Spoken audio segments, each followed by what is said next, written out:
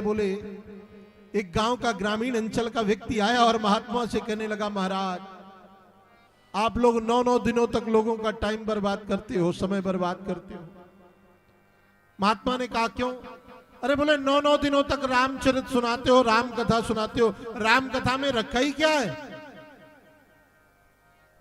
बोले अच्छा, ऐसे भी लोग हैं जिनको ये लगता है कि राम कथा में कुछ नहीं रखा। तो बोले हम कहते राम कथा 2 मिनट में कह देंगे, 2 मिनटों ना लगेगा।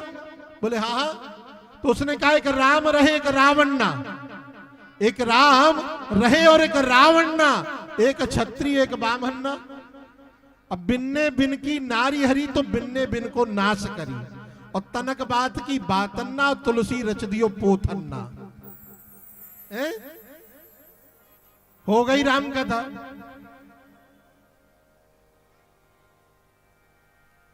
भरद्वाज जी कहते हैं कि मुझे रामचरित सुनाइए, ये राम कौन है? मन ही मन मुस्कुराए याज्ञवल्क्य जी और कहते हैं कि राम भगत तुम मन क्रम बानी, चतुराई तुम्हारी मैं जानी। मैं तुम्हारी चतुराई समझ गया भरद्वाज। तुम ये तो भली भांति जानते हो कि राम कौन है, ये तुम्हें भली भांति बोध है कि राम कौन है। ये क्यों नहीं कहते हो कि महाराज राम कथा सुनने की मन में जिज्ञासा है, राम कथा सुनने की मन में लालसा है। तात सुनहु सादर मन लाई, कहूं राम के कथा सुहाई। चलो यदि तुम कथा सुनना चाहते हो तो मैं तुम्हें कथा सुनाता हूं। पर देखो जो श्रेष्ठ होते हैं ना, वो श्रेष्ठ कोई बात सीधी नहीं प्रकट करते। इतना बोध है याज्ञवल्क्य जी को कि जो भरद्वाज ने प्रश्न किया कि राम कौन है, ये सर्वथा अनुचित है, तो सीधे नहीं कहा कि तुमने गलत सोच लिया, राम तो वही है, एक ही तत्व है राम। सीधे नहीं कहा। आधार क्या लिया कि ऐसे ही संशय कीन भवानी। जैसा तुम्हें संदेह हुआ है कि राम कौन है, ऐसा ही संशय सती को हुआ था। सती कौन? दक्ष प्रजापति की बेटी, भगवान शिव की पत्नी।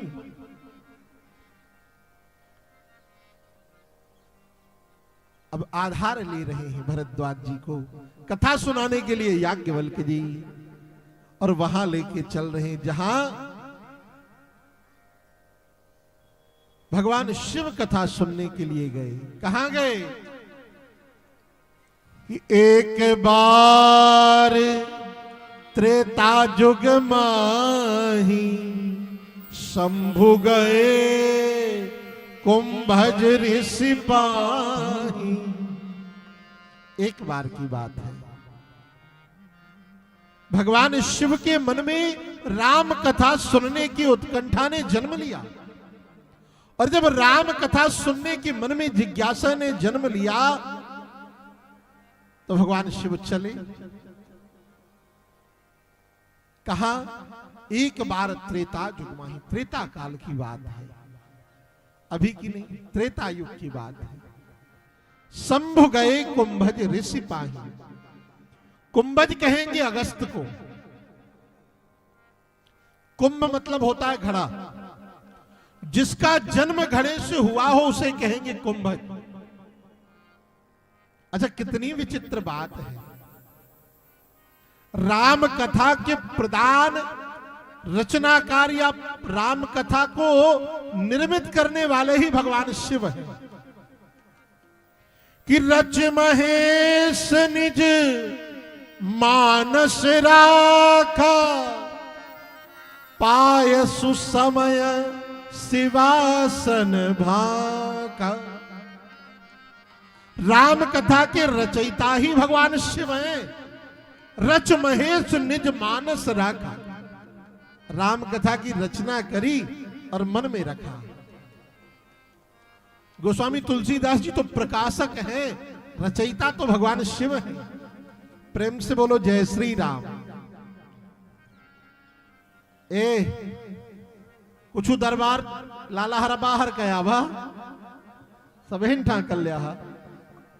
उधर बैठो, चलो उधर बातें करो। तो राम कथा के प्रधान रचयिता भगवान शिव हैं और प्रकाशक गोस्वामी जी हैं। पर देखो, राम कथा स्वयं भगवान शिव ने लिखी, रची, जो राम कथा के स्वयं समुद्र हैं। पर समुद्र होकर के आज घड़े के पास जा रहे हैं, कुंभद के पास जा रहे हैं। किस लिए? कथा सुनने के लिए। और अकेले नहीं गए, किसके संग गए? संग सती जग जननी भवानी, संग सती जग जननी भवानी, पूजे ऋषि अखिलेश्वर जानी, पूजे ऋषि अखिलेश्वर जानी। संग सती जग जननी भवानी। देखो, कथा श्रोता के लिए कितनी महिमा बताई गई। भगवान शिव कथा सुनने जा रहे हैं और साथ में कौन जा रहा है? सती जा रही है। तो कितने विश्लेषण लगाए, कितनी उपाधि लगाई गोस्वामी जी ने। गोस्वामी जी कहते संग सती, और विश्लेषण क्या दिए? कहे जगत जननी भवानी, जगत मां है, जगदम्बा है, भवानी है। माई भगवती शारदा, माई भगवती शारदा, माई भगवती शारदा, माई भगवती शारदा, माई भगवती शारदा, माई भगवती शारदा, माई भगवती शारदा।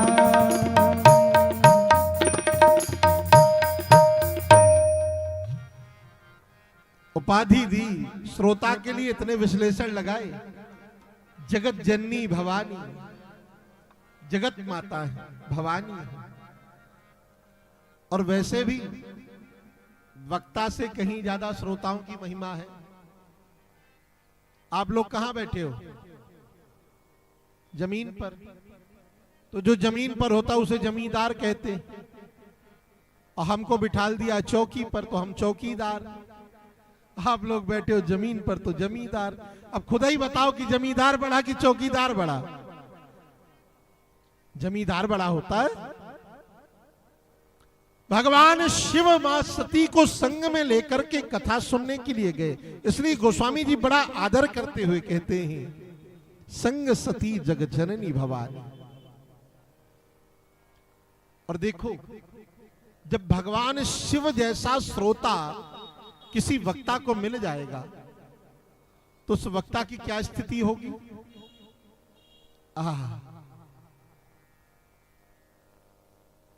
अगस्त ऋषि पूजन करने लगे, साष्टांग प्रणाम किया, अभिवादन करते हुए पूजन करने लगे। आनंद का ठिकाना ना रहा हो। जिस वक्ता को श्रोता के रूप में बाबा मिल जाए उसके तो आनंद का ठिकाना रह ही नहीं जाएगा। पूजन किया, अर्घपाद आचमन से दोनों का, बाबा का और मैया के चरणों का पूजन किया।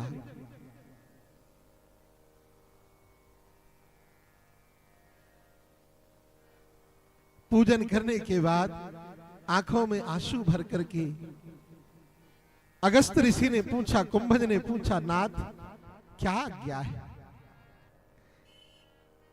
भगवान शिव ने कहा कि कथा सुनाओ। ऋषि पूछी हरि भगति सुहाई, कही शंभु अधिकारी पाई। श्री रघुनाथ जी के गुण की गुणगान सुनाओ, श्री रघुनाथ जी का यश सुनाओ, मुझे राम कथा सुनाओ।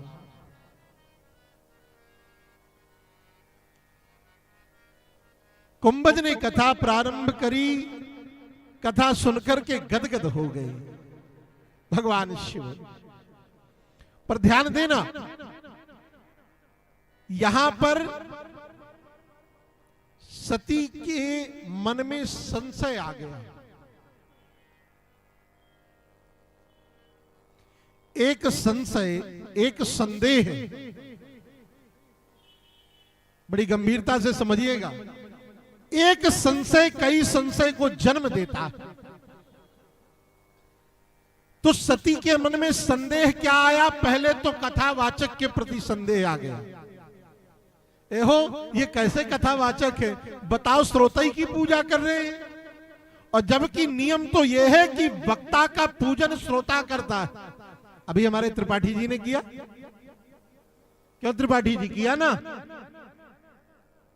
इन्हें जमीन में बैठने में समस्या होती है, इसलिए कुर्सी का आसन दे रखा गया है। तो सती के मन में संदेह आया कथावाचक के प्रति कि लगता है कथा कुछ कम आती है, इसलिए तो पूजा पाठ करके पहले जजमान को मनाया जा रहा है।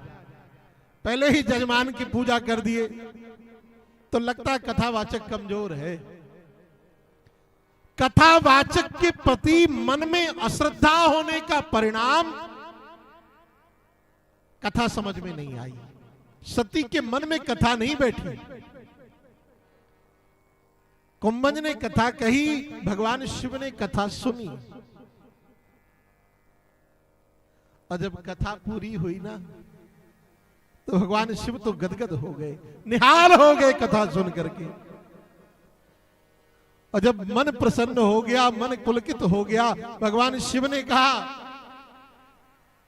आनंद आ गया हो कथा सुन करके। तो कुंभज ने कहा, नाथ आपको मैंने कथा सुनाई। हाँ, आपने कथा सुनी, तो कथा सुनने के बाद जजमान को कुछ दक्षिणा देना चाहिए। देना चाहिए कि नहीं देना चाहिए? तो दक्षिणा बाबा, भगवान शिव ने कहा, मांगो, क्या चाहिए दक्षिणा में?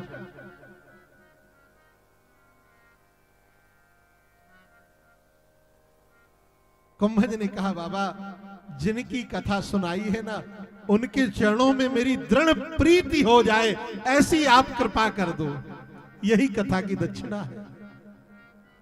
प्रेम से बोलो जय श्री राम। भगवान शिव ने कृपा करी।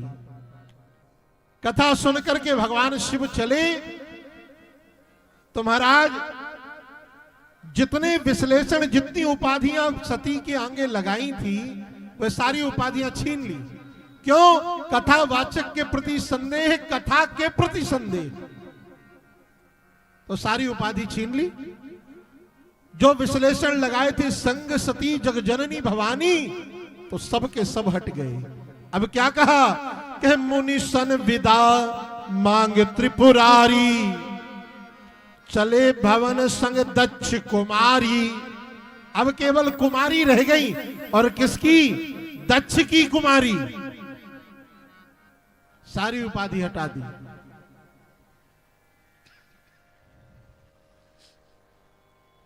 पर भगवान शिव, जिनकी कथा सुनी, उन भगवान राम के दर्शन की लालसा ने मन में जन्म ले लिया। आंखों में अश्रु बह रहे हैं, मन ही मन भगवान शिव सोच रहे, क्या कि हृदय विचारत जात हर, के ही विधि दर्शन हो,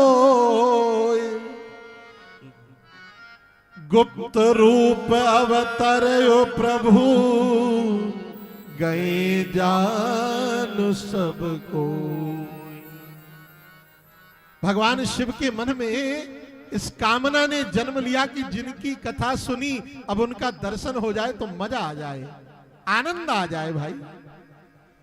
और हुआ भी क्या, दर्शन हुए पर लीला चल रही है।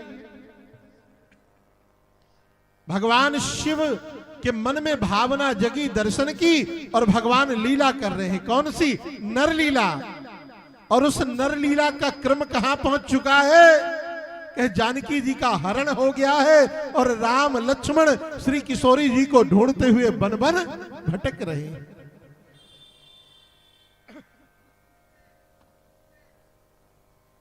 रावण को मारने के लिए भगवान का अवतार हो चुका है, लीला चल रही है, किशोरी जी को ढूंढ रहे हैं और ढूंढते ढूंढते वृक्षों से पूछ रहे हैं कि हे खग मृगे है मधुकर श्रेणी, तुम देखी सीता मृग नैनी।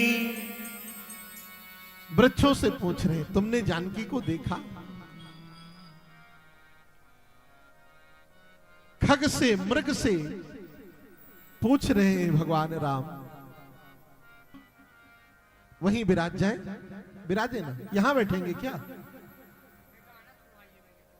आप वहां विराजिए ना, हम सुनाते हैं।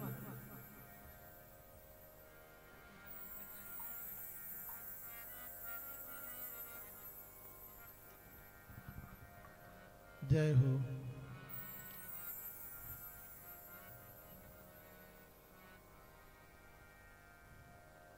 क्या कह रहे थे, भूल गया भाई, विषय कहां थे? हाँ, हृदय विचारत जात हर, कहीं विधि दर्शन हो। मन में विचार करते जा रहे हैं दर्शन कैसे हो, और राम जी दर्शन दे रहे हैं। लीला चल रही है, भगवान शिव बन बन में भटक रहे हैं किशोरी जी को ढूंढते हुए। तो जब देखा भगवान शिव ने लीला चल रही है तो वहीं से सर रख करके प्रणाम किया, और प्रणाम करते हुए कहा, क्या कहा भगवान शिव ने कि जय हो, कि जय सच्चिदानंद जग पावन, जय सच्चिदानंद जग पावन, अस कही चलो मनोज न सावन, अस कही चले वो मनोज न सावन, चले जात शिव सती समेता, चले जात शिव सती समेता, पुनि पुनि पुलकित कृपा निकेता, पुनि पुनि पुलकित कृपा निकेता। भगवान का दर्शन किया भगवान शिव ने, तो वहां जहां से दिख गए वहीं से सर रख के प्रणाम किया। ये लीला चल रही है पृथ्वी पर, और भगवान शिव मां सती को संग लेकर के जा रहे हैं आकाश मार्ग से। नीचे देखा कि मेरे प्रभु लीला कर रहे हैं, तो प्रणाम किया वहीं से।